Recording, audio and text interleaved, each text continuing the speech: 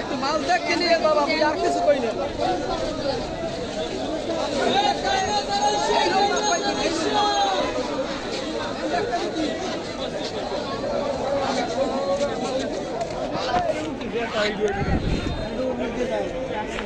দেখা লাগবে না তো, একসঙ্গে তৈরি করবো, তখন ভেজাল পাইবেন না, এই গ্রান্টি আপনি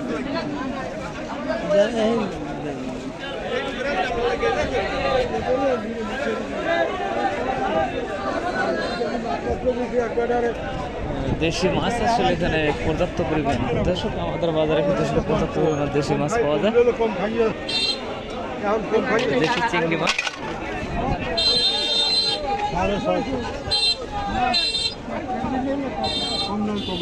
কত করে কেজি? 1200।